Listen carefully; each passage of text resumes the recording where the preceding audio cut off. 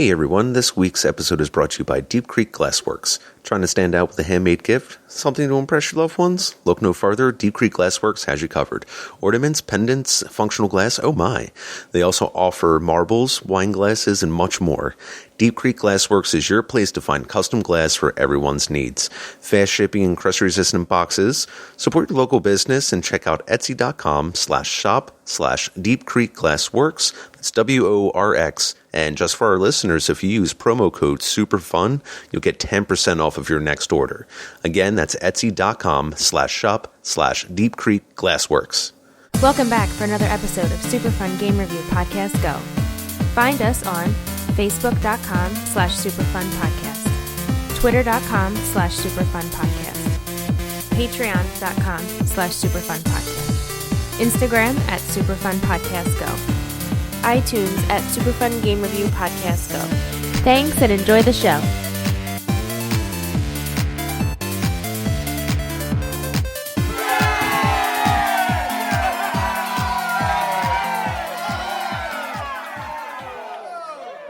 Welcome back to another episode of Super Fun Game Review Podcast Go! I will be your host tonight, Clark. Who's ready to die on a zip line? To my left, I have newcomer. I'm Kevin, and I feel most alive when I'm rapidly approaching my death. Across from me, I have Harry. If y'all with me, I'm with you. And to my right, another newcomer, Joe. Papa Smoke, watch him choke. Hell yeah. All right, so if you don't know, we are going to be covering the massively popular Apex Legends tonight. So, we'll just dive in with some initial thoughts. What are your initial thoughts on the game, and who's your fucking main character? Let's hit it. Harry? Sure. So this is the second, I guess, what do they call survival? Battle Royale. Battle Royale, thank you. Royales. So this is the second Battle Royale after H1Z1 that I played, so I can't really compare it to anything else. I do like the game. I have, I guess, limited experience with Battle Royales in general, like I mentioned, but I do find myself indulging a lot of my free time into this game. So who knows if it's going to keep my attention in the long term, but for right now, I'm really enjoying the game. And I main Lifeline. All right, what about you, Kevin? This is probably my fourth Battle Royale I've played. I've played Fortnite. We're not going to get into that. I played Fortnite. We're not going to. I've played H1Z1. I've played... I don't remember. It was that bad. But there's quite a few ones that you can download and play on the PlayStation Network. So I did try a couple of those. And Apex seems to be my favorite right now. I love the way it plays. It's smooth. My main is Wraith. Joe? Love the game right now. Been playing the crap out of it. My third foray with Battle Royale games. Played Fortnite limitedly when everybody else was just playing it just as something to do. Like I said, I like multiplayer games, so I just play whatever other people are playing. H1Z1 I put a lot of time into, and now Apex. And at this point in time, I don't really have a main. I have a couple that I kind of bounce between, Pathfinder, Bangalore, Bloodhound I really like, but been mostly working on getting through achievements at this point in time, so I haven't really settled down on one. Fair enough.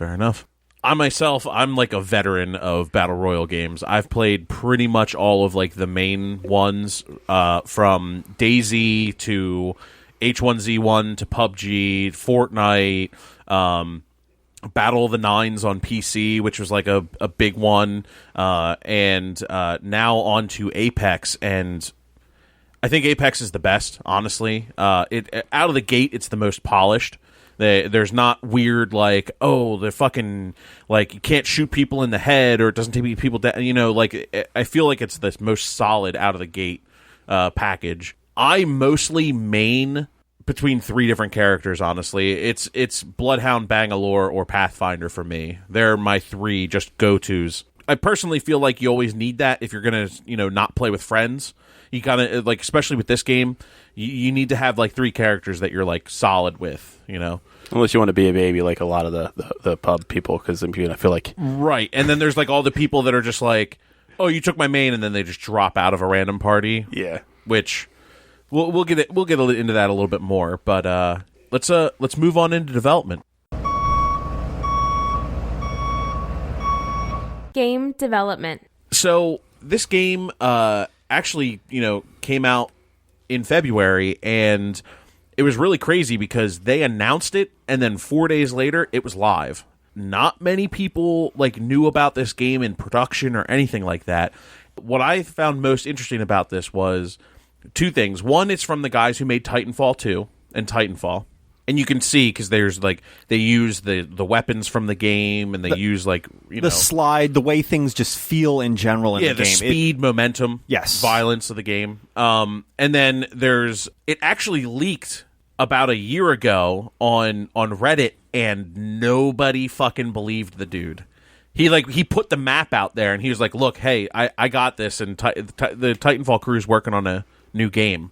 And everyone was like, yeah, fuck you, blah, blah, blah, blah, and they just downvoted him to hell on Reddit. And then he, recently reposted it, and everyone's like, we're sorry. It's just, it was really interesting, though. I read somewhere, hopefully this was true, but I read, they were working on, Titanfall 3, but then they kind of just, fucked around with the engine, and they kind of created something. They were like, this is too good to, not release. Right. And I think that's what pushed them to release this game. Well, they were thinking about including this as a Battle Royale mode on Titanfall 3, and they were like, well, we're not done the story. We don't have mechs in this. It's not really Titanfall.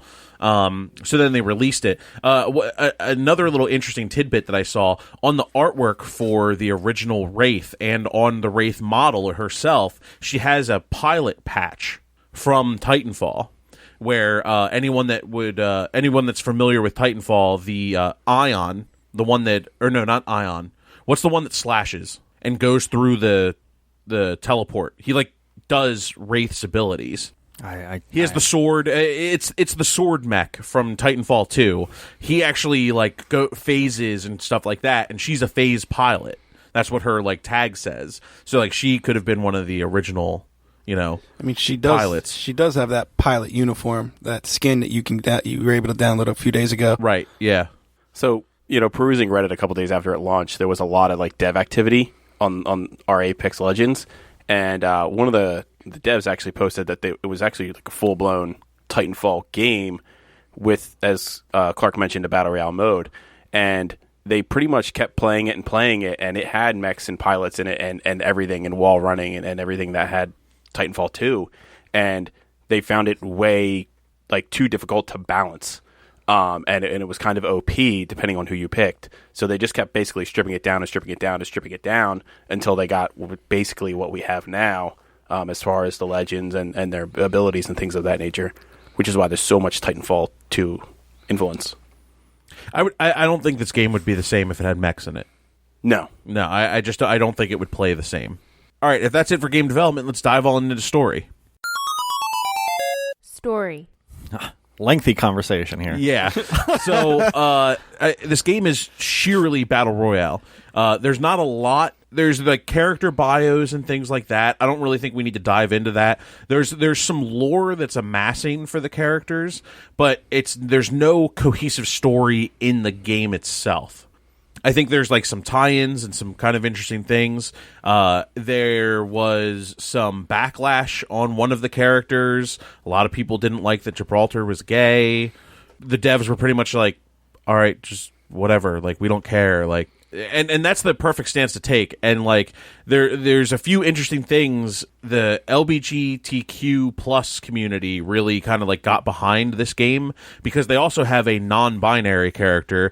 They actually took a female voice line and distorted it with a male voice line, reading the same lines, and they blended them together to make a character, and that's Bloodhound. Bloodhound, they don't know, is genderless, essentially, in Apex. And they said they have no intention of revealing what the gender is. It's just a non-binary character. And I think that's actually really fucking cool. I think it's a very progressive step forward that you don't see a lot in games. Usually they butcher it, and Gibraltar is not not flamboyantly gay, and that's an issue that a lot of games do. They make a character gay, and then they make him overly gay and overly flamboyant, and a stereotype, yeah. And just it's refreshing to see if you didn't read into the lore, Gibraltar's just a dude, and that's how most people are in general, is like, it doesn't matter if they like guys or girls, they're just people. Never would have known unless until you said something. So and they don't even make it a key thing of him. They just mentioned that his boyfriend stole his dad's motorcycle. That's it. That's all they did in his lore. They just mentioned that, and they said it's not a typo. Like, people asked him about it, and they're like, it's not a typo. And I think that's awesome. I think that's really cool and a very cool progressive step. Yeah. Do we want to move into the gameplay? Does anyone else have anything else that they might have picked up lore-wise that they thought was interesting? I picked up a few things on the lore. Right. So one of the things, Apex, and obviously them being the Titanfall developers, Apex from Titanfall was the mercenaries, essentially. Right. Which is kind of where they're at now. Takes place a couple hundred years afterwards, and after the Titanfall 2 events. Mm-hmm. So this is kind of, they had this battleground created as an homage, basically. Yeah, it's to like sharpen their skills and stuff, right? Yeah. Yeah, I don't think there's much of a story. I know they have that opening cutscene, but that's really just introducing the characters so much, not really what kind of world are they stuck in. But it seems like this is like, the way it's portrayed, it's not like a dark, ominous kind of arena. It's like... This is a tournament. Yeah, it's like a tournament. People want to be there, like, to compete. It's not like it's not like your Hunger Games type feel. You know what I mean? Yeah. They look like they're having fun. It's very much not you're doing this for survival. This is very much hey, everyone is here of their own accord. They have all trained for this. They're ready for it. They know what it's a sport. It's a sport. Yeah, it's like a sport.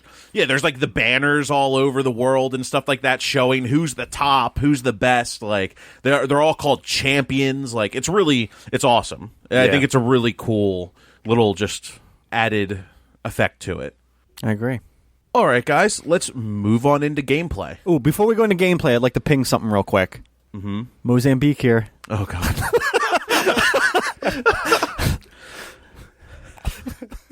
Jesus Christ. All right. Let's just start the gameplay.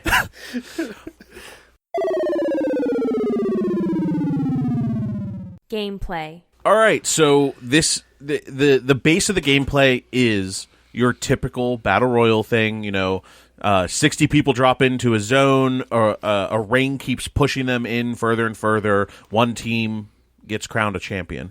But it's very complicated gameplay. Like it's more advanced, I would say, than a few of the other battle royals out there. There's more stuff you can do. There's more intricacies, things like that.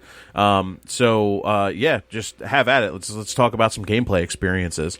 Do we want to start off where Carrie kind of alluded to with the pinging system? Because I feel like it totally changes the game. Oh, absolutely. It changed the game so much that Fortnite, in a reactionary step, added a full-blown ping system a week after this came out so that they could compete still.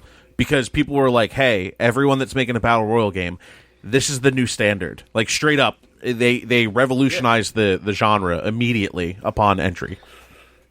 Yeah, no, in general, not to get away from the pinging system, in general, I think they made it easier to jump into.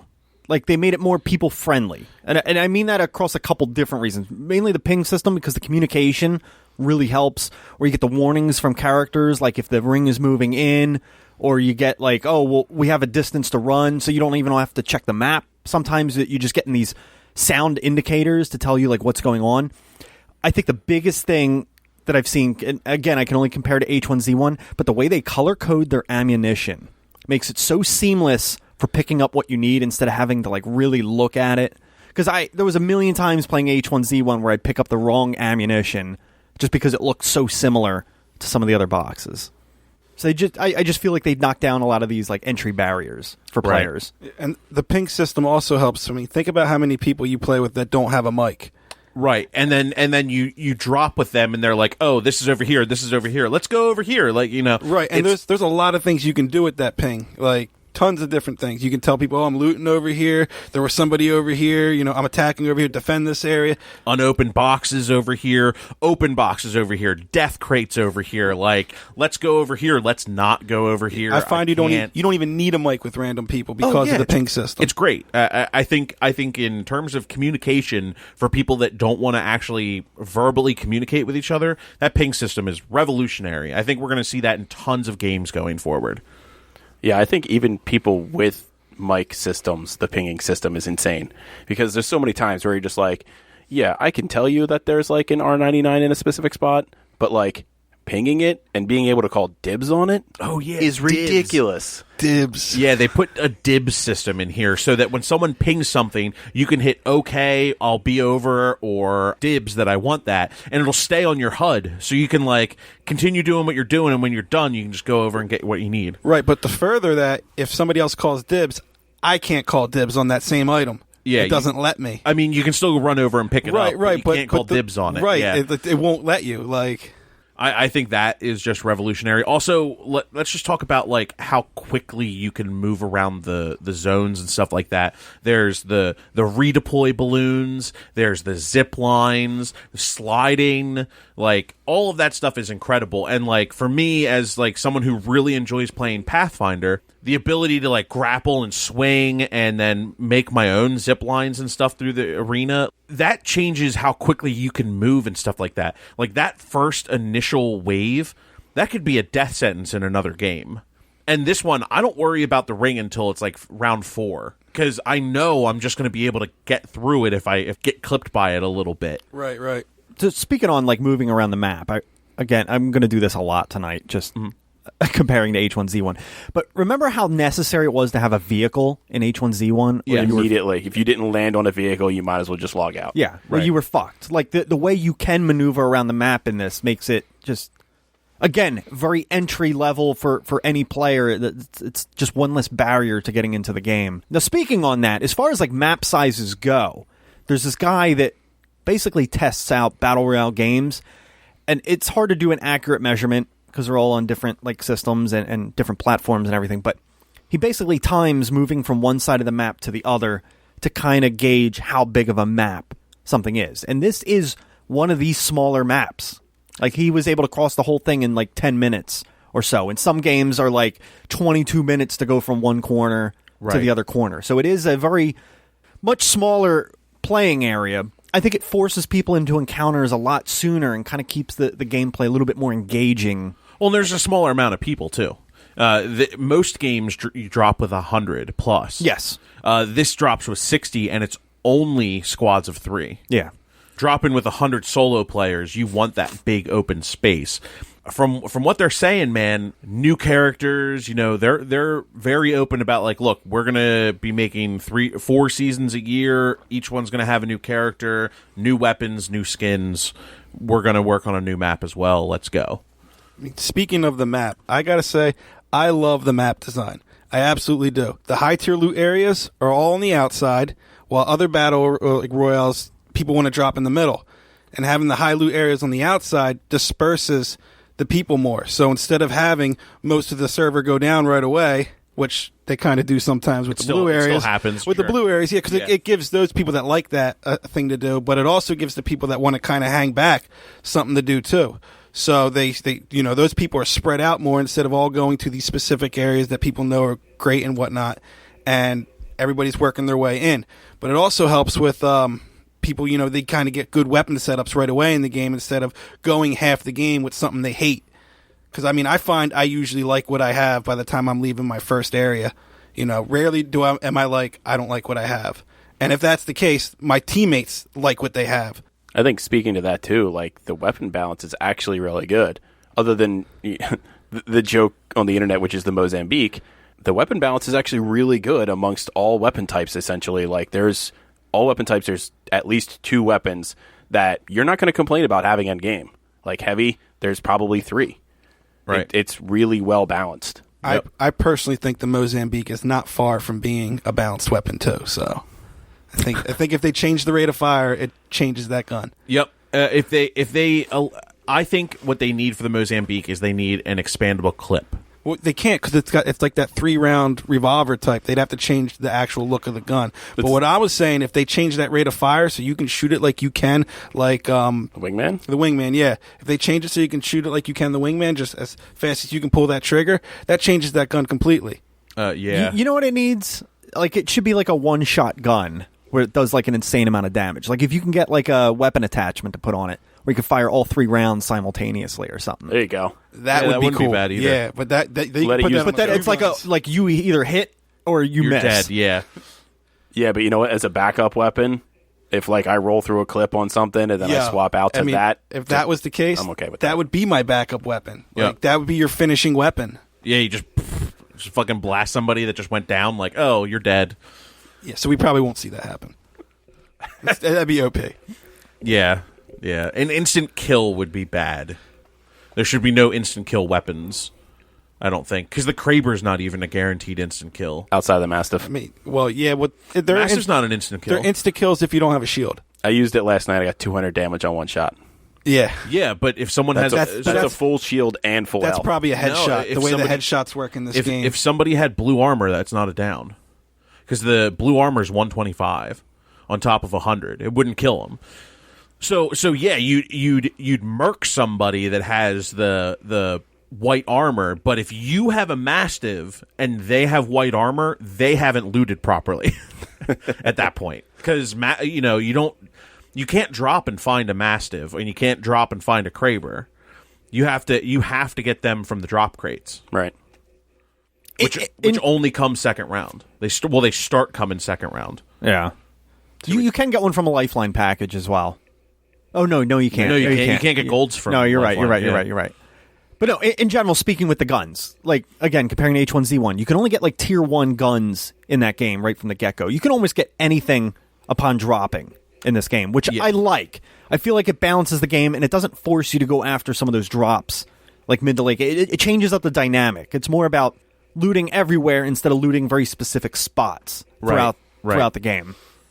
I like that. Like, I didn't always like that everybody's rushing for these packages kind of thing. It was just such a hot zone, and you either had to. It was like a do or die kind of situation for those. But this it kind of takes different play styles into account and lets you kind of, like, you can be that team that goes after the other team members to get their shit, or you could be the one that is hanging around in the fritz and just kind of collecting stuff as you go. I don't know. It supports different play styles, which I really like. And it does it really well. In H1Z1, like, you're forced to, like, you have to be aggressive in that game or you die. Like, 100%, because if you're not aggressive and you don't go after those drops, you're completely underwhelmed, or you're completely overwhelmed and under-equipped. But also playing other battle royales. I mean, when I think about it, at the end of the game, when you're that last zone that you're killing a person in, a lot of other battle royales, you're fighting the guy and the zone is closing off completely. That rarely ever happens in this game. You're usually killing those last people with a pretty decent sized zone. I mean, that's what I found when playing Apex. I mean, H1Z1, I found you're killing the last team in the smoke or whatever it is, the fog. In Fortnite, you're killing them in the storm, trying to out-survive them kind of thing. But this game, I feel like I've won matches before even the last zone shrinks again to the final one before it even closes off. So I do like that. I think the map size is perfect for where it's at. It's just a really good balance. I loved everything about this game from the start. The quickest game I've ever had where I was the second squad to the last. I was playing with John and we got killed and I looked at, like, the time played, 10 minutes. Oh man. That's round 3. That's the it gets up to round 6. So round 6 is when it actually just closes, right? I think. Yeah. Yeah, round 6 is where there's no safe zone anymore. I've yet to see that. I've seen it one time. Yep, one time. Yeah, I've seen it once time. too. And it was mostly because there was a team on a lower area and we were on the upper area. And the only way to get down or up was to go out the into three the of us? storm. Because that's how I remembered it. It might have been the three of us. I think it was the 3 of us playing, yeah. It's the only time I've ever seen it, is like where it was completely impossible to just shoot that person. And we're like, all right, we're either going to have to health pack and try to survive longer, or...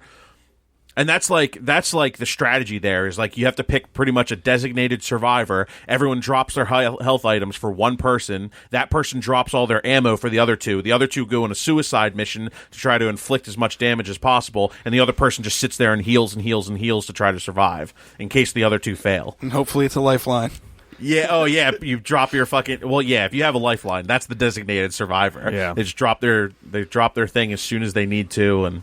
Well, see, that brings up another good point with the hitbox related issues and how they could resolve that. Because if they do something like that, and you got somebody like with a higher hit point value, they're going to last longer in that zone when it closes off. Right. And I just now thought about that with this, and that would make it overpowered for those characters. I'm really curious about how they're going to fix this hitbox issue. See, it's overpowered, but they're at a disadvantage right now. I think that brings them to the field. I think that brings them to... Right. I mean, I'm saying that's probably the way they should go. They should probably absolutely up their hit points, but it's going to make or break the game. It's crucial how they're going to fix this because it changes the core way the game is played with some of these characters, and it also changes how they're going to introduce other new characters. Are they going to introduce other big guys because of this currently broken thing, or is it all going to be like normal sized people? Yeah, because then you're like, okay, so there's no more big guys because they. And then do those legends just get abandoned eventually? Right, scale down the avatar. That's what I mean. Yeah, you could slowly scale the avatar down too. That's true too. Or like they can go on diets, Skinny Gibraltar. Skinny Caustic. Skinny Caustic would just be a fucking edgelord at that point. Like he would just be like he'd be like too edgy. Barrage with a He's mask. just a fat jolly guy right now that like hates everything. Oh, he's not jolly. No, he loves death. He loves watching it. he loves death. He's a very happy guy, actually, if you think about it. He's very joyous about death. He's the Santa Claus of death. So 2 things I'd like to touch on real quick. Number 1, the respawning during a match. Careful with what you're touching because you have that restraining order. The respawns during a match. So typically when you play like a team battle royale, if somebody gets killed, they're out for the entire match, have to sit there for like 20 minutes. For this, you still have the potential to get brought back into the match, which makes it not so much a waste of the time for the people that maybe died early in a match or something like that. Right. I always think that's cool. And it changes the dynamic too, because like I've been in firefights fighting over a respawn, and those get really interesting too, because if you're like one person with 2 respawn beacons, you're like, okay, I need to like either let this person just do it and try to kill them or ambush them, or I got to just get in there and try to take on 2v1. Yeah. But the other thing I was going to mention is just like, I find it's easy to get to the end game in this game. And I think the probability of winning is higher than some battle royales out there. I just feel like it's, again, it maybe a little bit more enjoyable experience because everybody can get their chance and never have that victory feel completely out of reach because of just really OP players that are on the server. Like, I find it's a very almost even playing field most of the time. Yeah, to that point, I feel like a lot of times, so as you're playing, when the champions of the previous game are killed, it announces them, and I feel like pretty regularly it happens early on or like more than later. So Yeah. So it keeps that almost, I don't want to really call it fairness, but it keeps that a little bit of equal playing field because you know you have that sense of, okay, well, the last guys got killed and there's still 15 squads left. Like, I should feel pretty good about myself. Right. I mean, the game does promote strategy play very well. It's not just completely skill based. It's you think of a strategy and you go against another team, and a lot of times, if you thought that strategy out well enough, even if they're better players than you, you're going to win that firefight. So I feel like we definitely like covered like the base like gameplay mechanics. Do we want to go over each character and what makes them special as they are? Yeah, right I was now? going to say the abilities in general are kind of like a new thing to battle royales. Like instead of like a blank, Well, it's so it's not new. It's just this is the best version of that. Agreed. Yeah, Okay. definitely the best version. but they're not blank slate characters. Like they all are Right. kind of unique and play a little bit differently. They're unique from the start.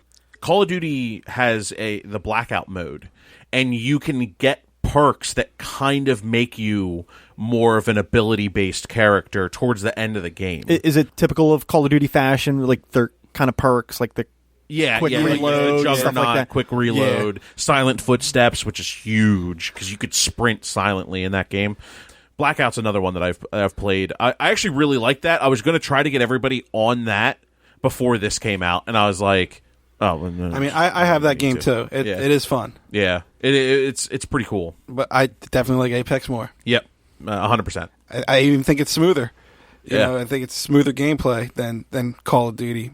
It's much more polished. You can just tell it's like done with love. Right, like that right. kind of thing. Like I like that it's, like, I know they do this with quite a few, but I like that it's first person. I don't like third person shooters, to be honest. I have a real issue with those. Fair enough. I honestly like having the choice.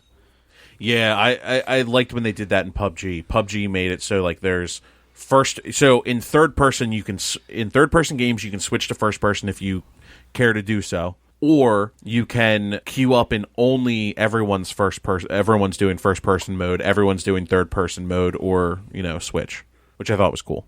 But yeah, let's maybe just go down the current characters on the roster. All right, do we each want to just handle 2 of our favorites? I mean, that sounds pretty fair. Okay. I've played everybody, so... Yeah, I played it. So I think the winning probability is better. I played PUBG for like 3 years. I have maybe 10 wins on and off 3 years. Let's to be fair. And on PC, it's a much different animal on PC battle royale games. Right. I have at least 10 or 15 wins in Apex. Yep, I'm getting on close to 15 wins with Wraith alone. Let alone the other characters. Yeah, like I have my 1 win with every character, and I have multiple wins with a few different characters. I'll go last, and I'll just bat clean up on whoever's left. All right, I'll start off. Why don't you talk about Lifeline? Yeah, I know. Yeah. Lifeline.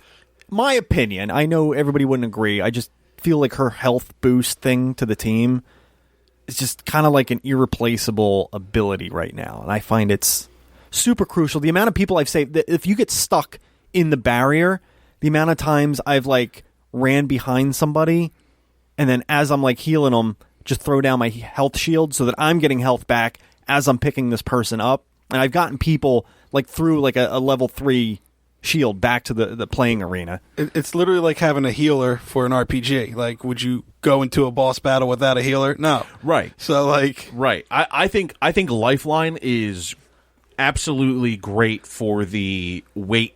I'm a back player with her. Like, I let the other 2 go forward, and I'm kind of there like to clean up any messes that happen. Yeah, I think Lifeline's main strategy is for the people that like to do a lot of looting and then get to the last circle, as opposed to like playing aggressive, because Lifeline's like not good for aggressive. No, not at all. Well, you can be a little aggressive because when you're picking people up, you're picking them up faster, and you have the shield to pick them up. So she is good in aggressive situations. Defeats her ultimate, though. Yeah, it does. It absolutely does. It defeats her ultimate, and when you pick somebody up, you can't stealth pick up anybody up because of that shield. No, you're right. You're right. So the second you go to pick somebody up, everyone knows that you're there. So like that's like the different thing. Whereas like I think Wraith can just ninja around and pick people up. She absolutely can. In a more aggressive fashion than Lifeline can. So do we want to go through like all... Do you want to explain like what her passive and everything else is? Yeah, just you can... Well, the passive is just being able to revive people like 25% faster. And her ultimate, which is a big component of the games I play, is just like everybody force feeds you these accelerants so you get your ultimate ability a lot quicker. You drop a drop pod that has like defensive bonus equipment in it. And we've gotten, or at least I've gotten on certain playthroughs, like 4 or 5 drop pods in a particular match. It's good. It gets pretty much everybody purple armor. Yeah. Sometimes even gold armor, gold helmets, and shit like that. You can't get those from Lifeline packages. Yeah, you can. No, you can't. Lifeline doesn't drop gold stuff, dude. I'm pretty sure I've gotten gold shit. I'm pretty sure I have too. Yeah, I know she doesn't. I'm Pretty sure she doesn't drop some weapon stuff. But no, she won't drop it. No Kravers or Mastiffs, but No. like she drops gold armor and helmets and stuff. Does she really? And gold weapon attachments too. Yeah. I've never seen it personally. Yeah, because you can get. That's most of the time where I find the 4 to 10 scope. Yeah, plenty of times I'm defending the area and I'm like, "Do you get anything good? Gold armor." I'm like, "Oh, damn!" Like, the other character I was going to talk about was Gibraltar, because he was actually the one I started on for a bit, and I felt he was kind of clunky, and it kind of slowed down my startup on the game. I do like what gravitated towards me originally with that character is I like that he has a shield that goes up when you aim down sights. He's your Titan. Yeah, well, a little bit. It gives you a little bit extra health bonus when you're in a firefight. He has that bubble shield, which I've always liked in Destiny. That was always like my go-to. And his ultimate, see, this was the thing I didn't like about his ultimate. It's the range thing of his artillery strike. Sucks. It's the same thing with Bangalore as well when we get to her. But it's only as far as you could throw a grenade, essentially. And I feel like it's actually a closer distance than what you could throw a grenade. Yeah, I feel like it's less range than an actual grenade. Because you have to toss that. But his does actual damage. Yeah, his you can down people. You can down an entire squad. Bangalore, it's a little bit of damage and a little bit of disorientation and stun. It's hard to get out of her. Hard to get out of hers too. Yeah, because once you get hit by one, you're like, oh god, I'm gonna get hit by another one. Like, I like how they set up Gibraltar's his passive ability. Like when you aim down sights, he puts up like an extra shield that absorbs 50 damage. But at the same time, if you're using it from a distance, it's pretty obvious that you're using it and where you're at. But they enabled the feature to actually turn it off. Yeah, which can I think is toggle it. amazing. It really makes that passive, very useful in comparison to some of the other ones. I think it's funny that you picked the most played and the least played characters as your first two. Yeah. Yeah. The one thing I will say about Gibraltar's shield, though, I also like that if you lose it, all you have to do is like not look down sights and then look down sights again, and it just like revamps it right back up. You don't have to like recharge it with a battery or fucking anything like that. Pathfinder is the one I initially was drawn to. I think it's pretty cool. So his passive ability is pretty much that he can interact with these antennas throughout the map and give you a foresight in where the next ring is going to be before it's displayed to everybody else on the map. I think it's pretty cool, so you can plan out where you're going, where you're heading, where you want to loot, or stay where you're at, depending on where it's at. I think that's pretty cool. One of the other things that also drew me to him was his movement ability. It's pretty much both his standard ability and his ultimate are both movement-based. I think it also takes the most skill to use in the game. So his standard grappling hook, I mean, you can use it every 15 seconds or so. Maybe it's 20, but it's fairly quick. But you can swing like straight up Spider-Man swing with it. It's crazy, and you can use it to loop around people, go under things, go over things. Or, if you got somebody on your team in a public group that's grabbing all your loot, you can get away from them and pick up the good stuff faster. Pretty much use it for any reason. and the ultimate's pretty awesome too. Like Clark initially mentioned, getting across the map. You got a ring coming in, even late game. You can travel so far with a single ultimate zipline, especially like up or downhill or crossing a canyon. It's amazing. It's unbeatable. It is disgusting how far that zip line goes. And you're just like, okay, cool. I'm just going to cross like a quarter of the map like right now. Yeah, you can clear an entire area name of the map very easily if you get some height. So I have a fun story with the grapple and like using it to position around somebody. We did a hot drop where we're just dropping in because we know there's going to be at least 5 teams there. So we dropped in. Kevin, I think you were with us. John and I were up top in artillery, and there was a Bangalore that was chasing John, and I jumped off of the top of artillery, which means you just fall to the ground, but I quick turned and zipped around a wall behind the Bangalore and chased her away from John. But then I chased her and died. So it was just fun. It was just like a really cool, like, I zipped around a wall. There was no way they were expecting me to do that, but I like literally like would have just hopped down. But it's the movement with Pathfinder is so much fun. I've been playing him more and more. It was a good time. Yeah, so he was one that was initially drawn to. I think my next favorite one is probably Bangalore. Really like her. I think a lot of team dichotomy there with the smoke, being able to multi-purpose it, whether you want to smoke the other team or smoke yourself to try and, res somebody or what have you. If you don't mind me cutting in with the smoke real quick, I fucked up with Bangalore like real bad last night, but we still got a win. Yeah. But we were in a little... we were in airbase in one of the buildings that only has one entrance and exit. Oh, okay. And there was only 2 squads left, so... Yeah, and then they were like, we had 5 digital threats among the 3 of us as far as weapons go. So they were like, just shoot the smoke out when a team comes in. We'll use the digital threats to kind of shoot through the smoke. Well, I forgot that I thought it was like a wind up and throw, but when I clicked the button, I shot it right at the wall that I was looking at to stay hidden, and it was just like all around. It was just, I fucked up real bad. it worked anyway. It worked to probably beacon everybody to you, right? Well, there was only one team left, and they were right outside the room, so it ended up basically cloaking ourselves, and John was playing with the 2 of us, and he was on Bloodhound, and I had a digital threat, and we just basically stood inside the smoke shooting out of it and took everybody out. Oh, and I threw the Bangalore like bombardment out, so they're like... Yeah, he threw it forced outside them to come in, Yeah. It's so good. Bangalore, like, just for area control, she is fucking unstoppable. Yeah, again with the grenade thing, though, with her ultimate, man. Now, it is a little bit more situational because it's not a ring that is an obvious deployment like Gibraltar's is. Like, when you throw his, it pings out a ring almost like kind of like the Bloodhound ping is. So you can see where it's going to end up hitting. Hers is not that way at all. So it's like a sweeping airstrike, and it still doesn't go very far at all. And you can't tell which direction it's going to sweep from. So it's kind of hard to use a little bit. The thing that bothers me with her is sometimes I can't tell if it's a friendly or an enemy's. Like, I wish it would... Yeah, they need a code like that. Yeah, like maybe like a green ring around the bombs or like a red ring or something just to indicate if it's friendly or not. Hers affects both. Oh, so you should just run either way. You should not be caught in that. Okay. Either way. Gibraltar's will not kill you if you run through it, though, and you're on the same team. But you'll get stunned if you run through Bangalore's. You won't take the damage, but you'll get stunned.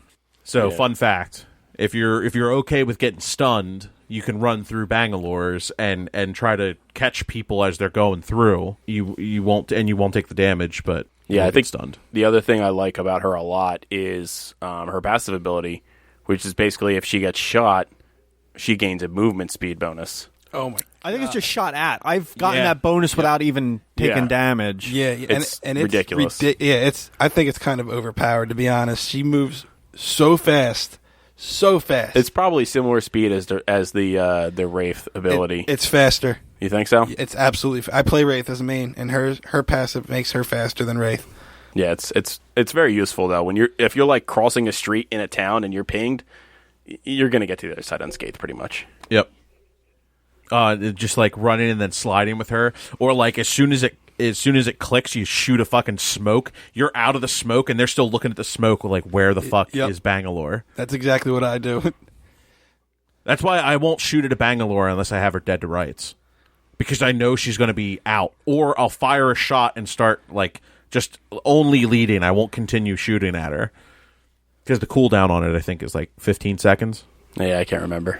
All right, well, I'm going to talk about Wraith. I play her the most. Her passive ability is she has warnings, a voice. She hears a voice, basically. And I find that incredibly reliable, as I'm not always aware of my surroundings 100% when I'm playing these kinds of games, as probably most people really. And I could just be randomly looting a box, and all of a sudden she'll be like, they're aiming right at you. You also have an option of telling your teammate that, like, you know, like the ping system, you can tell them that, or usually I'm on party chat and I just let people know that somebody's aiming at me.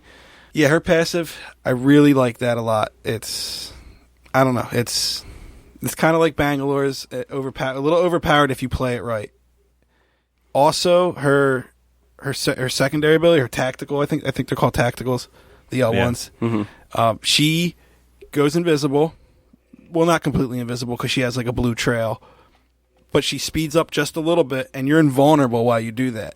Now, most people use this to like ambush people and try to play like a closer play style with her. I use it more of a defensive thing because I'm more of a medium range kind of player, and it allows me to like get around, get behind a rock or cover. But again, you're not invisible, so you got to like turn around and, you know, reassess the situation immediately. You're not going to get away with that ability. It's not long enough. But her ultimate is one of the more versatile ultimates, just like Pathfinder's ultimate is versatile. Wraith is also versatile. You can help people that are in the ring, like Lifeline can, because Lifeline has that ability. With Wraith, you can drop a portal while you're running next to somebody that's down and get out of that zone, and they can just walk through that portal, you know, crawl through that portal while you're running. You're faster while you're doing that ultimate. You're even faster if you do that ultimate with your tactical, which is probably closer to the same speed as Bangalore's passive, but you have to use two abilities to get that speed. And I like the distance on it too. It's not as much as Pathfinder's, but I think it's very fair for what you can do, because you can still climb walls and stuff while you're doing it. And you can set it up to save people. You can set it up for ambushing. You can set it up for traps. You can set it up for somewhere to back off to. Like if you're going to ambush, but you want to be able to back out if it goes bad. I really like her ultimate, and as much as I play her, I'm still learning how to use that ultimate properly. Man, if they ever want to buff her, it would be really cool if you could interact with things while you're doing that. Right, like if you could pick up items or something like that. Oh, no. I'm talking about like for her ultimate, if you could pop it, go up a balloon and deploy. Oh, It'd be so nuts. You know what? I've never tried to do anything like that. You can open doors. You can't go up the balloon. I didn't think you could because I don't think you can go on a zip line either. Yeah. So yeah. that's fair. That's fair. You can only imagine. That's what I mean. But I feel like by the time you get to the top of the balloon, it would like time out anyway, though, right? Well, no, it's 10. It's 14 seconds. It might. It's You get 14 seconds. Yeah, you get a pretty long time to do it. You're not going zip line speed though, so it'll probably deploy mid-air instead of where you're going to go. So like you go through, you just come out the portal and drop. Another character I want to talk about is Caustic. Caustic is the death. Good, nice, Harry. It's appropriate. yeah, he does cough. Everything he says is lined with coughs. Yeah. Yeah, I like him. He the jolly, death-loving guy. His passive, he can see through smoke and his noxic gas. Well, he can't see through it, but enemies are highlighted. Only in the gas. Well, yeah, the gas. Yeah, the gas. But I think his tactical ability changes his gameplay completely different from all the other classes. He's basically laying traps down, and he can block doors with them. He can set them up to see if enemies are following him. It's another versatile, ability, which I'm finding is being pretty common with these characters now. The more I play them, I love how you can set up certain things with him with that gas. You can set it up so people can't escape when you're ambushing them. You can set it up to protect yourself when you're hunkering down. Jesus. Got cold shoulder there. we all know you're Captain Hunker, Harry. But yeah, and I also found like a lot of players now are actually, when they die, they close the door and they sit in front of it, so you can't open it and get to them. Yep. And that's probably because a lot of people don't know you can break down doors. Yeah, his tactical laying down the gas bomb or the traps, he can do 3 of them, saved up, and then he can power up again and do another 3. He can have 6 down total, which is a lot. It really is, and it covers a lot of ground. And I find I mostly use it to see if people are following me. More often than not, if I go through a smaller area of the map, I'm dropping 1 or 2 just to make sure nobody's going to come up on my back and get me. Places like bunker and things of that nature. Right. And instead of using it for, ambushing or protecting myself, it's more so that kind of thing. I also find I use it a lot more in the very beginning of a match before I even have weapons. I'm dropping them while I'm looking for weapons just to cover your back. Yeah, and screw everybody up that landed in like hot zones and stuff like that. So, and is that his tactical or his ultimate? That's his tactical, and he has it by the time you hit the ground. So okay. You can immediately start doing damage with him. It's not a lot. It's very little. His tactical is very little, but it's more of like a disorientation thing than damage. Well, it also does direct health. Right. It doesn't do shields. Again, it's very small, and it's almost, you don't even have to really worry about it damage-wise, but it disorients. And also, every player you're with on your team can see where you're dropping them, and they get the same indicator as if it goes off on their mini-map. So, you drop them, and like you don't have to just, if you're playing with like random people, you don't have to be like, oh my god, there's people following us. They can clearly see that on your mini-map if they're paying attention, which is another thing altogether.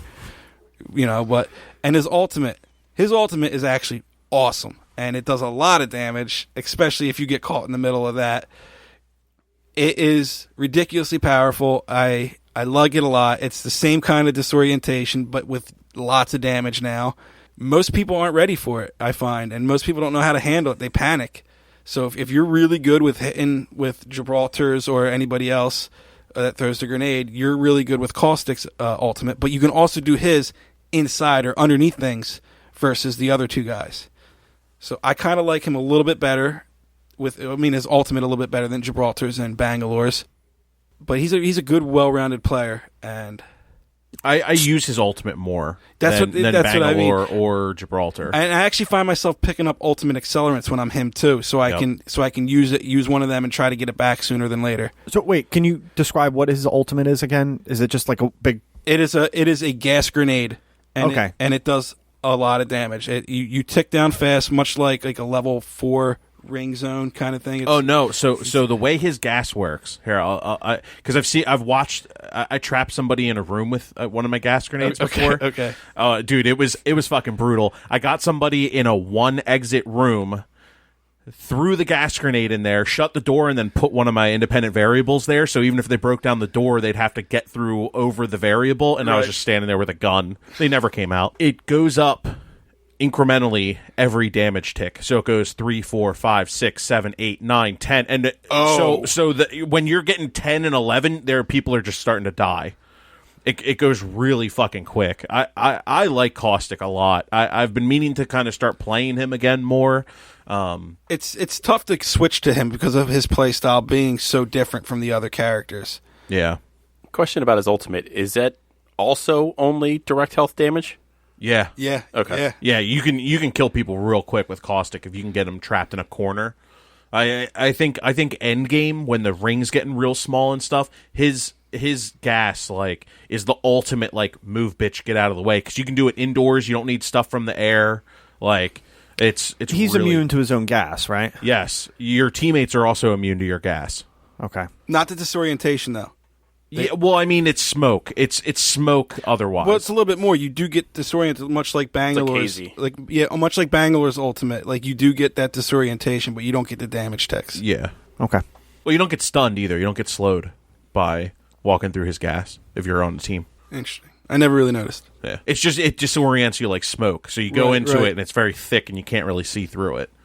You don't really come across him when you're playing in groups a whole lot either. I think he's like Gibraltar. He's probably second least played or something. Yeah. Yeah, but he's a guy I don't like coming across because I know what he can do. A good Caustic is actually terrifying, because that's what I mean. Really fucking good at controlling where you're going to run. And so most of my kills with Caustic is I'll wait until we're towards the end of the game and then I drop all my independent variables, but I drop them in a path to get somebody to run through all of them. So when they run through all of them, they open up a door, and I'm standing there with a peacekeeper, and it's just over. I'll just finish them off with guns and grenades and whatever. People have started to figure out how to play against Caustic, though. You can blow up his traps and things like that. That I don't like. I wish they wouldn't deploy until they're more... I wish they were just little... Make them a little more noticeable on the ground, but not have the balloon when they're dropped. Maybe a little blinking light or something, but smaller. Right. I'd rather have that than have people be able to blow them up from afar. 9 times out of 10, if I can usually spot those things, I just shoot it, just so I'm not running through it. The color scheme is different from all the other things on the map too. So yeah, and if you shoot the base of them, they blow up. Exactly, and they don't pop the gas if you do it that way. I never knew that. Yeah, and if you shoot them, they go off. And Caustic himself can shoot them and I find myself off. shooting my own things more often than waiting for a player to do it. Yep. All right, I'll cover our last two. First, one of my favorite characters, Bloodhound. Their passive ability is they allow the Bloodhound to see tracks and footprints and anything that someone's done. If they're bleeding, if they jump from an area, if they just have footprints, if they looted recently, all within a minute. So if someone's been around you in a minute, they leave little clues and stuff, and you can really follow to see where they're going. Their ability is I barely use it. I don't think it's actually useful if you're trying to sneak around at all. It does an AoE bubble, and you can see where somebody is at that exact moment if they're in the AoE bubble. The problem is the AoE bubble your enemies can see, so if you're trying to be sneaky and you're trying to use it to see where enemies are, other people can see it as well. And then their ultimate is, I think, one of the best in the game, because if you pair that with Bangalore's smoke, it just gives you digital threat vision. It also gives you the speed, too. And a huge speed boost. So one of my favorite setups that I've ever been in, it was with 2 randoms. I was with a Caustic that had 400 kills, and I was with a Bangalore that had 300 some kills. And then I'm there with my 50 kill Bloodhound or 30 kill Bloodhound, or I forget how many I'm at with them. They were just dropping smoke and everything, and I popped my ultimate, and I just saw 6 people standing in smoke, gas, everything. I just hunted them all down with this fucking Peacekeeper. I had like 6 fucking kills. It was disgusting. But like the ultimate was just so good. I just started downing everybody and they were just walking through and finishing them all off. It was so fucking good.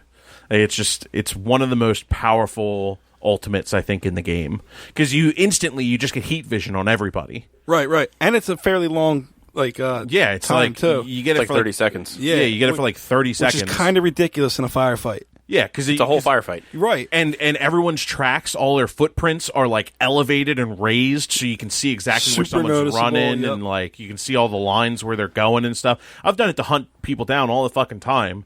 It'll like run out, but I have their trail, so I'm like, all right, well, I know where the fuck you went. Right. It's really fucking awesome. To further talk about his tactical, the indicator with the ring that goes out that other people can see. I already talked about that. Right. But you were talking about how useless. There is some use to it because I've noticed when I'm trying to like hide and like wait for somebody to run by because I know they're going to, and then I see that ability get used, I find I have to move now.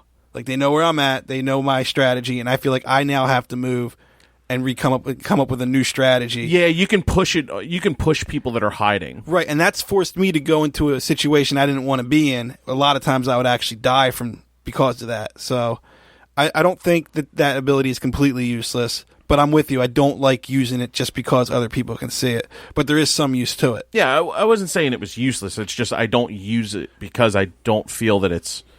I don't like giving my position away in that game. I never want to do that. So me pinging my exact position to find out the position of maybe one other person is like not intuitive for me in a way that I would want. I actually love that skill. Yeah, really. I use it completely differently, though. I use it mid-firefight or when I'm already engaged. They already know where I'm at, so if I ping, I don't care because they know where I am. Oh, for sure. And then it identifies it to me. And then I also, if I only know where that one person is, like one person shooting at me, I ping them, or ping it, so that I can see them behind a wall, or if they retreated behind a building. I then also find out where the rest of their team is, if they're within the vicinity. So that's when I always use it. I don't, like you said, I don't use it as a sneaking ability, but like, as soon as I engage in a firefight, almost every time ping it. Oh, yeah. I completely 100% agree. That's most of the time when I use it is in a firefight scenario. Or if I'm going to push somebody from hiding. Like, if I know someone's in a building, I'll try to get them to pop out by using that. So I'm like, oh, I know your exact position. You know how it shows the model of the character for just a quick blip? Mm-hmm. I wish that would be a little bit more persistent for like at least 2 or 3 seconds. Like I find it's so hard to like do a full scan to see where they're at quick enough. It's on the screen and off just in the blink of an eye, and I wish it would be a little bit more persistent. Mm-hmm. Yeah, it'll be like 3 threats, and then you're like looking around, and it's already gone, and you're like, oh crap. Yeah, exactly. I only saw 2. Yeah. Or I didn't see any if they're all like above or below you. Right, like, or behind you. Yeah, you're like, oh no, I'm in danger. All right, so I will talk about next Mirage. I really like Mirage. I had a lot of trouble winning with him, so I played a fuck ton of him. I think he's actually my character with the most amount of kills. Because, well, I don't know what it was, but when I was trying to get the wins with Mirage, I was like, yeah, sure, let's play hyper-aggressive, go in, get 3 kills, die instantly, like, great. So, Mirage... I forget what his passive ability is. When you get downed. Yeah. So his passive ability is when you get downed, he leaves a decoy looking around and then falling to the like ground. faking his death. Yeah, he like fakes his death so you can get away invisibly. Which I think is actually pretty cool. I think Mirage is the character that you absolutely want to give the golden down shield if you get one in your group. Like if you have a Mirage, he's the one to give it to because they have trouble tracking him immediately when he's downed. He can get away hide and immediately start doing the revive, the golden revive shield. So I think that's really good. I love sending out decoys. If I'm hiding in a spot or if I'm gonna like go somewhere, he's really good for looting crates, looting the dropship crates, because I'll send a decoy out just to see if anyone's actually like paying attention to it. And if he's beelining right for it, that's what a character would do, so it doesn't look as like goofy. And then people just start fucking lighting it up. I'm like, all right, that's dangerous. Or, oh, I know where they're at. Let me loop up and take them out, and then go in for my loot package. But And then, of course, his ultimate ability, where you can go invisible for 6 seconds, bring up 6 decoys of yourself that all stand in a ring. You can run off and 6 seconds later pop back into existence, essentially. And you can, like, get the jump on people. You can kill, you can, like, you know, get out of a situation, stealthily move. I think he's, like, really, really solid as a decoy character. I think his tactical is really solid. I don't think his ultimate is I hate it. amazing. Yeah, I'm not a fan of his ultimate, but I love his tactical so much that I'll still play that character Same. specifically just to launch decoys. Pretty much every 15 seconds, I'm launching a decoy, because why not? Yeah. I found his ultimate is really good situationally. In the middle of a gunfight, I'll totally throw the ultimate, and then the first thing I do is I slide, because everyone just tries to pan through all of them with some shots. But if you can slide and get out of there, you can re-get the drop on somebody mid-gunfight, and I think that is super important. Yeah, and he's got a really good invisible. It's tough to see him. Yeah, unless you get a lock of him immediately when he goes invisible, you're not really going to see him. Yep. I don't like the fact that, you know, like Rafe's one ability, she's invulnerable. His is not invulnerable, and he also can't bring himself out of it, is what I don't like the most about it. If he could, you know, trigger a disengage, then I think it would be much more useful. But the fact that you have to wait the 6 seconds before you can start shooting again, I think is what kills it for me. So you can't shoot while you're invisible? No. Oh. You can't do anything while you're invisible.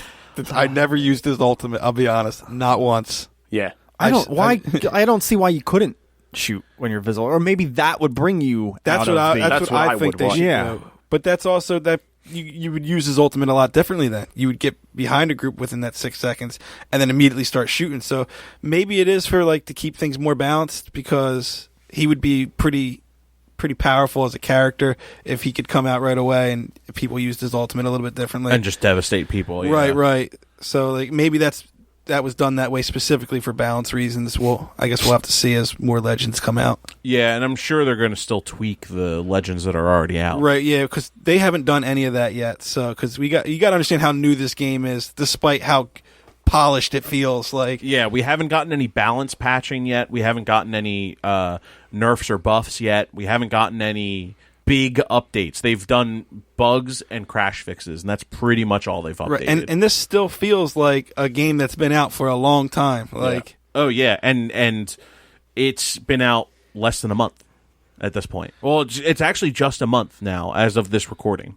It's been out a month. So, did you want to talk about hitboxes real quick? I know you Yeah. wanted to mention that. Yeah, so Kevin kind of briefly touched on it previously. You know, it's something that's kind of a hot topic right now on social media and everything.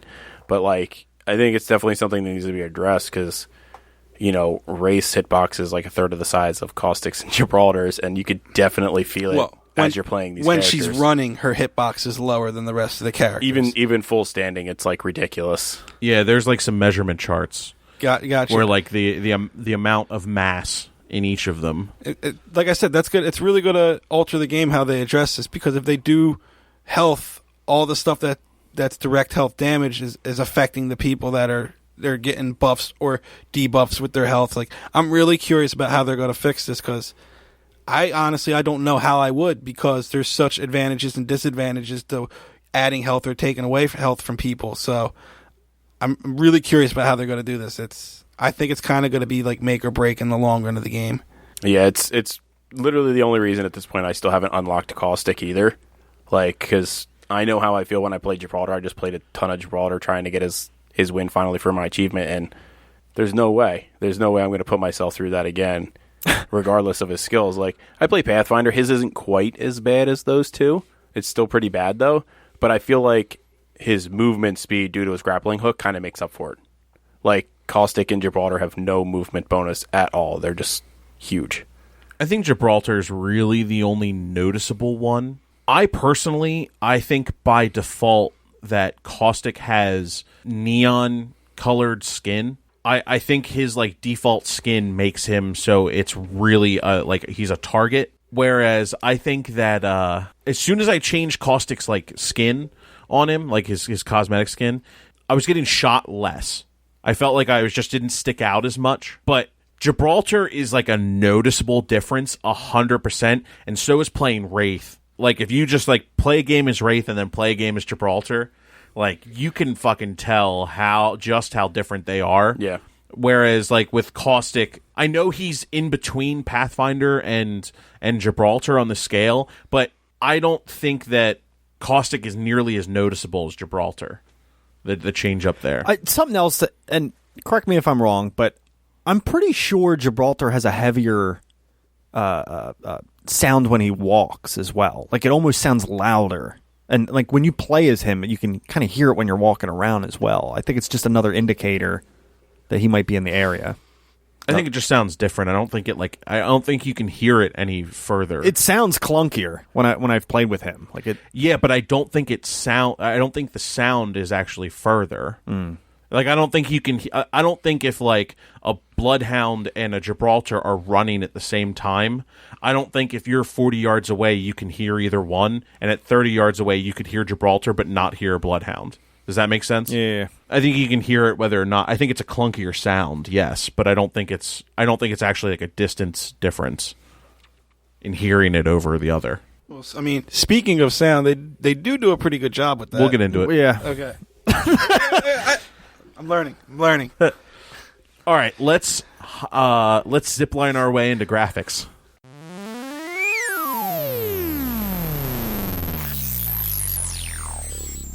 Graphics. Yeah, so I really, I mean, if we're just going to kind of freestyle this one, yeah, I really absolutely. like the graphics.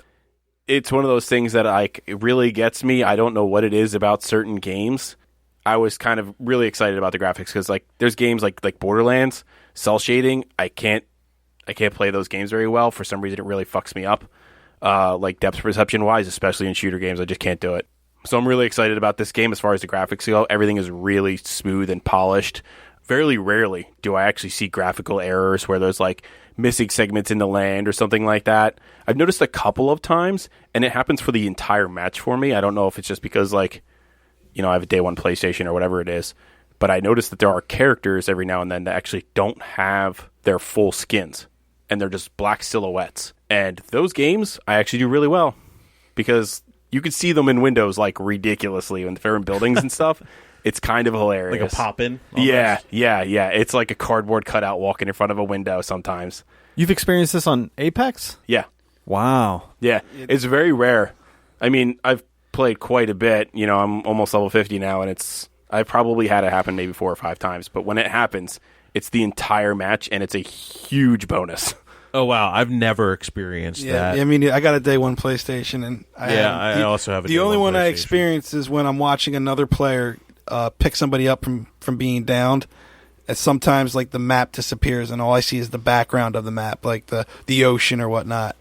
That's the only graphical thing I've seen. Yeah, that's the only one I've had too. Is like if someone gets revived and I'm spectating.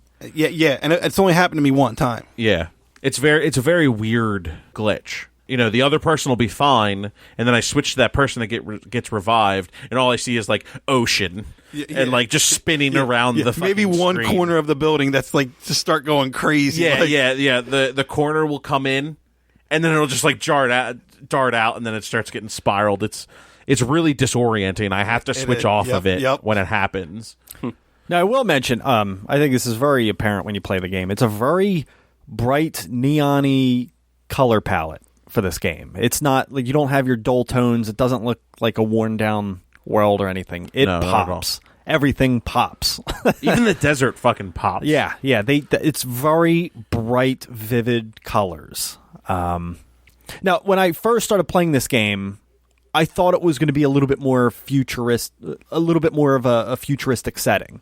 And there are like very futuristic sci-fi elements to this game, but it's not overdone.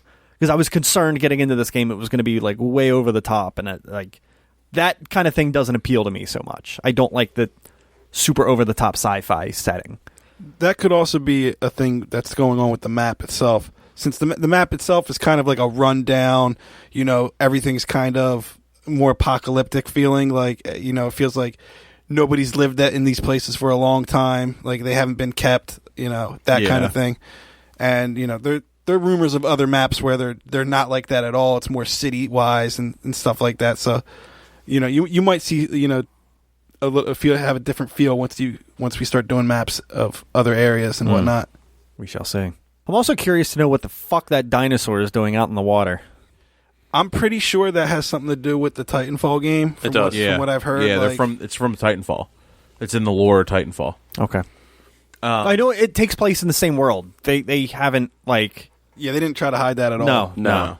So another thing I wanted to talk about for the graphics is just like the skins and the cosmetics and stuff. I think all the cosmetics look really fucking good. The higher end stuff, obviously, not like the rare. Some of the rares are okay. On the weapons, I think the rares are actually better than the Legendary? epics. Okay, gotcha. I think some of the legendaries are cool. I like when it changes the actual model. But like I think some of the legendaries are like bland. There's one skin, I forget the name of it, but it's literally Starry Night. Yeah. And like I think that's fucking awesome. And I think it's on the 301. It's on a few. Is it? Okay. Yeah. Like some of those are like shared completely. Like I have it on my R99. Like Okay. I think it's such a cool fucking thing. It's literally Starry Night. Like Now, when it comes to cosmetics, I do want to get this opinion out because I don't want to be beating the game off all night. Hey-o. I do have some gripes with the cosmetics. Like, I feel like they're being a little penny pinching when it comes to some of the cosmetics. it's a free game. It is, but that same token, either maybe you should get an Apex pack when you get a victory, or they should consistently keep Apex packs for every level that you level up. Like, I feel Well, like... there's going to be the battle pass for that. Yeah, and again, like, it's still early in the game. I just feel like... And if you want to buy certain things, they're stupid expensive. Yeah. Yes, they are. Yeah, but it's the same price for almost every battle royale. So, Yeah, But I it's mean, pretty but it- consistent. like, It doesn't need to be that way. Like, this is like a groundbreaking game that has been redefining the genre a little bit. They could have taken it in a different direction. But they have to make money on it. I agree, but it's still... You have to understand that also their overlords are EA, which are the ones that are always at the apex of all of the loot box bullshit, all of the microtransaction shit. Like that's not them, that's EA. my only issue, EA calls the shots on what their microtransactions are. 100%. I'm just saying. They've like, pretty much even alluded to that. Like Respawn has said that. But I mean, like, if like some of the weapon skin guns are like close to $20. Yeah, it's $18. That's stupid. Like, if there was a dollar or two, maybe I'd buy a couple. Like, but Well, yeah, but I mean, $1 or $2 for a legendary item is like kind of ridiculous if you but see, think about you it. got to understand games like Fortnite. I hate to say it, but they've done stuff like this, and plenty of people are spending that money on it. They've made millions of dollars doing it with this system, so it'd be wise for them to do it the same way with Apex. My only gripe, though, with the whole system is the amount of crafting materials you get. I don't think you're getting enough crafting materials at all. It's too inconsistent. Listen, I'm like almost level 75. I'm right around that level, and I don't have enough crafting materials to even get a legendary, and Right. I haven't spent them. So I think that's clearly an issue because at level 75, I should have at least bought one and have like halfway saved up for another one. I think they need to either up the chances of getting crafting materials or have that be a reward for winning a game or something. I like crafting materials over Apex packs for wins. That's what I'm saying, because And they should really tier it like top 3. Like you and I were talking. I think 25 for a win, or maybe even less than that, like 15 for a win, and then 10 I think and 25. 5. I think 25 is good because it'll change the incentives and it'll make people play harder. It would, but you also got to think, like, I really don't want to see people that are just with 3,000 kills and whatnot have everything they always wanted. I don't really want to see that. You wouldn't. It's winning. It's winning the game. That's also true too. And that was like kind of what Joe was saying too. Like with like he was saying that you see those champions come in and the champions have like 3,000 fucking kills, but they'll die off in the first couple rounds. Right, because they're either win or die kind of. Yeah. I think that I think crafting materials, 25 for a win, 10 for second place, and 5 for third place. I think that would be great. Because then you can just buy the legendaries that you want. You don't have to get Apex packs and continue getting that. Because realistically, if you open up an Apex pack, it could give you 300 shards and 300 crafting materials and, two other things. And I think, well, you have to get a legendary to get 300 crafting materials. I still don't have 300 cumulative. Have you bought anything? None. I've been getting boned hard on those. Kills me right now to the $20 thing. And I'm okay with $20 skins to an extent. My issue right now is that the game is so early. They have the store thing where like you have to have the in-game skin to purchase the limited time one, right? So essentially, if I haven't gotten it out of an Apex pack, I have to spend $20 to then spend my in-game currency on the other one. I hear you. That's what kills me right now. Right. And I think they're going to change that, because what I thought was interesting that they haven't implemented yet, which I'm hoping they implement soon, is that red currency. You should be able to buy Apex packs with the red currency as well. I'd be okay with that. Yeah, I would be okay with that. Because that's how it works in PUBG. Whereas PUBG never has those specials where you can buy direct skins ever. You can only buy loot crates, and they're like, oh, here's 6 different loot crates, the same way H1Z1 was. Here's 6 different loot crates. You can buy one of these loot crates, and they have it in there. Also, I'd like to see that you could sell skins that you don't want for the currency, the crafting currency. That's another thing that H1Z1 did. They only sold duplicates, though. There's no way to get duplicates in this game.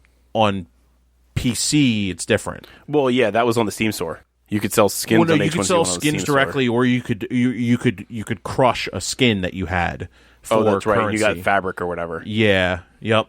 Well, so the crafting materials that you get, that Kevin and I have been getting, you get them because your legendary, your whatever item that is a duplicate. Okay, gotcha. That's how you're getting crafting materials in the packs. Okay, gotcha. It's a duplicate. So you got a duplicate legendary, so they're like, here's 300. Well, no, I got 600 from one. Or yeah, here's 600 crafting materials. Halfway to an actual legendary item that he could pick. Which I think that's fair. I think actually the amounts that get dropped in there are totally fair. It's just a matter of, you probably have way more skins unlocked than Probably. Kevin does. If you guys got to the same level and your crafting materials were off, it means you have more variations of skins than he does. It's just they're like, oh, you got a duplicate, here's the crafting material breakdown for it. I guess my other concern is, again, we haven't seen the battle pass or anything, so just setting all that aside for a moment. It seems, as of right now, that you're capped at level 99, I'm guessing? 100. 100? That you can't progress and earn more Apex packs or in-game currency as well. Right. That'll be when the seasons start. You'll be able to do that through the Battle Pass. There's going to be a free version of the Battle Pass and a paid-for version of the Battle Pass. I think they're also including, like the other games have done, a PlayStation Plus tier. Yeah. PlayStation Plus tier. I don't know. What does that mean? Oh, where you get a discount on the Battle Pass? There's like, so as you level up, there's like, you get these items if you buy the Battle Pass, and then there's a tier below that where like you just get these just because, you're playing the game. And then there's another tier that you get for subscribing to PlayStation Plus, because Apex does not require you to have PlayStation Plus membership to play. So if you have it, it's added incentive. Okay. I always considered like you need to have PlayStation Plus to play online. Not free to play games on PlayStation. Yeah, not the free to play. That's how. That's a very minimal games you can play online without it, though, right? It's all the free to play stuff. There's tons of free to Yeah, play. it used to be you had to have it to play the online games, but it hasn't been that way pretty much since a few months after it launched. Yeah, a lot of games are just like, oh, if it's free to play, here you go. Like, there's different versions and stuff like that. Okay. All right. So is that all you had to say about that? Yeah, I Okay. think so. Let's move on into sound. Music. I think the sound design's really good. I really like all of the menu music and stuff like that. I think all the music's great in the game. Yeah. It gets stuck in my head. I think Agreed. about it a lot. Yep. I'm lukewarm on it, to be honest. I think that drop music's fucking awesome. I think it's mediocre. Really? I think it's a little goofy. I like it. Compared to You don't like that? that? You don't like synthwave and sci-fi music, though. It's okay. I mean, it depends on the game, because I really like the Mass Effect like music, and that's kind of up that same alley. But like in this, I don't know. It sets a weird tone for the match, because it's like, I don't know. I just find it's kind of odd with, I don't know, the direction they went with this music. I mean, I can kind of see where he's coming from, since it is like a tournament, and supposed to be like a fun sports type game for them. I think it's epic. That drop music, I do like the drop music, but it doesn't quite match the sporting like aspect of it. Yeah, I mean, I guess there's one song in the entire game. Yep. And I think it's great. It gets stuck in my head. It's stuck in my head too. Yeah. I don't drop in enough to get it stuck in my head. Hashtag winning. Wait, what? You don't drop in enough. Winning. You don't drop in enough to Get it stuck in my head. Yeah, but what does that have to do with hashtag winning? Because my matches are long. Oh. Zing. Oh. Okay. Zing on a zip line. Zing. Zip. Who's ready to die on a zip? But I mean, furthermore, like I like how you can kind of hear like the gun sounds themselves from other people and from like when I'm shooting a gun. I like how clear it is. You know, I mean, other games have done it, but I like how clear the direction is. I also like being able to hear how far away it is. I like the snaps and stuff if it's hitting the ground or a rock wall near you. I like all that stuff because you get a lot of indicators just by the sound itself. The dynamics are pretty on point. That's what I mean. Like, yeah, you can even tell like if I'm getting sniped at, I can tell if it's a triple take or a longbow or a scout. Like it's super like obvious, and like depending on what that is, kind of changes my gameplay in reaction to that as well. I think the voiceovers are great too. Like, not only do the guns sound great, but like the voice acting is like pretty good too. There's a lot of very memorable quips and like dialogue in this game, and I think I haven't really noticed anything that I was like, God, I hate that voice, or God, like it's just I can hear it over and over again, and I'm fine with it. I think the only one that I feel like gets overused is when Mirage is bamboozling. Because he has a couple, maybe like 2 or 3, but I feel like the one where he says, go bamboozle him, is like, that's like 80% of it. Yeah. That one gets annoying, especially because you know, typically if you're playing Mirage, you're going to be using it every 15, 20 seconds. Yeah, the cooldown is like really quick on that ability, so you're going to hear. Like, they maybe should have added in like another 5 or 6 different tracks on that particular ability because of how quick the cooldown is. Sorry, and set the randomizer up better. Yeah. Because he says, go bamboozle him a lot, and then he does that one where he's like, go buns, fool him. Bamboozle. That's what I do, bamboozle him. Like, it's just like, why? Yeah. And like, that one's funny, but it's also 3 times longer than the other one. So, like, it talks over other things that are happening, and you don't hear it that often as a randomizer. I kind of wish I didn't hear anything unless it got shot, like, you know, because he might go, haha, you just been bamboozled, but nobody shot at him. So, like, nobody even seen that one. Like, I wish it only made a mention of it if it gets shot. That way, like, you know, because you're using it every 15 or 20 seconds, it shouldn't go off like it does. Yeah, I agree. And then it gives an indicator, oh, that was just shot. He has a lot of verbal cues as a character. I feel like it's a lot more than the other characters. He's probably the most verbal of all the characters. Well, but that's also his MO. He's a talkative guy. Like, He is the Ryan Reynolds of Apex Legends. right. Yeah, that's a fair assessment. Shall we move into final thoughts? Final thoughts. All right, Harry, hit us with your final thoughts. Where do I want to begin? So, overall, I enjoy the game. Great, thank you. Go ahead, Kevin. No, I definitely think it's a fun experience. I think it's fun for groups. I've been in this situation quite a few times where there's 4 people online, but it's parties of 3. So it's like, oh man, do we split up into 2 groups? Somebody get fucked, or do we try to get other people to hop online? So that's always been a real problem, I guess, initially with the game. I'm sure they're going to release different modes and everything. And I guess at this point, I am looking forward to just some kind of variance in the game, because it is copy-paste, same kind of format each game. I'd like to see something new with this game at this point. A different mode, or maybe different, I don't know, different map. I don't know, something. I need something at this point to kind of spark my interest again with this game. Not that I'm really falling off hard, but I am starting to get to that point where I'm just kind of, I don't know, I'm ready. So I think the battle pass will be exciting with a new character. Yeah, and the new new stuff, hopefully. I guess that's my final thought. But overall, I think it's definitely an awesome experience, and it does feel well polished for a recently launched game. And I know we just got into a big conversation recently about games that release not ready for the public and how big of a stickler I am for that kind of thing. So Joe? I'm really enjoying the game too. Initially I was like, oh great, another BR game, and then kind of got into it, and I haven't really been able to put it down since. I mean, it's kind of been consuming me. I mean, the first couple of days that it launched, I was only playing when other people were online, and I was just like, okay, I'll play Diablo or whatever else I was playing at the time. But now it's like I've gotten so much into it, I'm like, I don't really care if it's a public group. I will play the games where I launch in, and it's public guys are I choose Bangalore first or whatever, and the other two guys both wanted Bangalore on the left or something of that nature. I've solo dropped quite a few times, and you know what? I'm screw it. I'm not leaving. I'm playing just as hard as I normally would because I'm enjoying it that much. I know I won't win, but I don't care.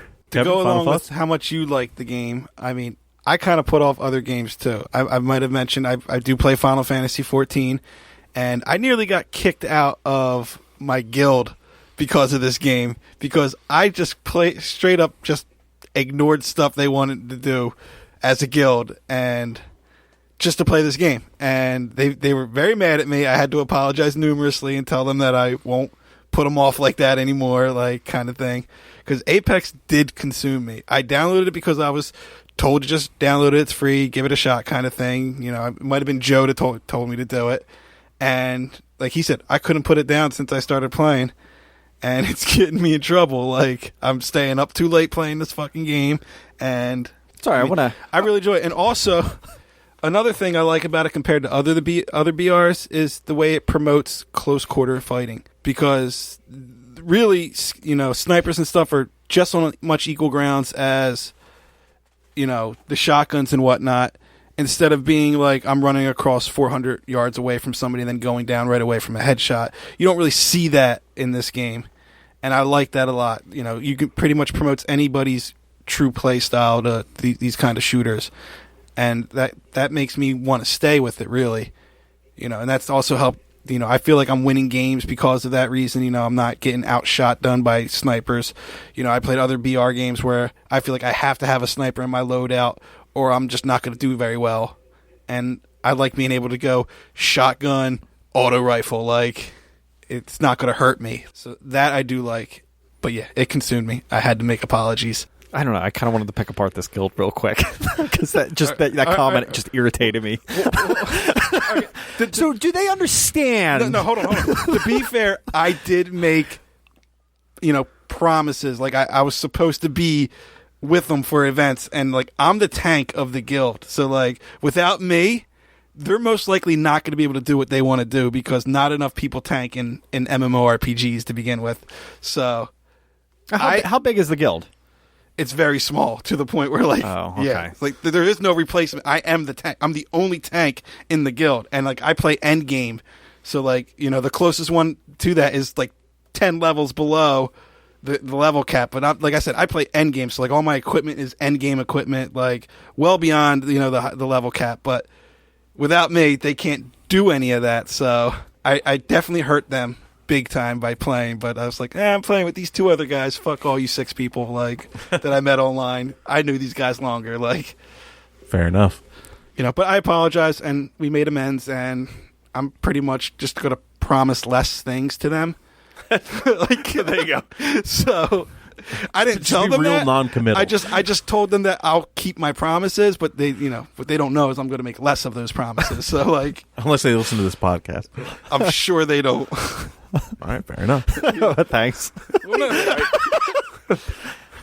Well, it went this. Wow. Fuck you too, man.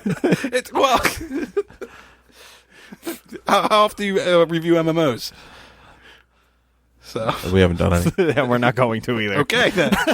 Well, no. I'll be out for that episode. That's fine. My final thoughts on this game are, right out of the gate, I think it is contending with Fortnite and PUBG to be the best battle royale. I really think It's catching steam every place it needs to, like with all the Twitch guys. There's tournaments already happening for it. There's been a tournament each week on Twitch Rivals and on the Code Red series, and I'll actually sit there and like watch some of the tournament play and just see how the tournament guys do it. And it's so fucking cool to see other people play this game and just see like how they really adapt their styles. I could see playing this game for a really long fucking time, and just like, this is all I think about when I'm at work. All I fucking think about while I'm at work is just like, man, I just want to go home and like just play a quick fucking match. Just play one. Just play one. Oh, God. Should probably take into consideration some of your work responsibilities. Well, I'm doing Should my work. think about that a little bit. Here's the thing. I'm doing my work responsibilities, but I'm thinking about Apex. I'm not endangering anything. I know when I get sucked into a game, right, and I really like it, because yesterday I played way more than I should have, and when I know I'm getting sucked in, I end up having a dream. And I had a dream last night, and I woke up when I dropped in, and I was like, okay, I need to cool it a little bit. No, I had like a similar like weird little dream. Last night I was like in a fucking food coma. I was like sitting on the couch, and Chelsea was sitting next to me. I was like passed out, and I woke up, and the first thing I wanted to say to Chelsea was like, medkit over here. Like, I just wanted to like ping in real life. Like, I don't know why. I just like woke up, and I must have been dreaming like subconsciously about Apex. I was like, oh, medkit. Oh no, that's not right. No, never mind. All right, let's move into the score.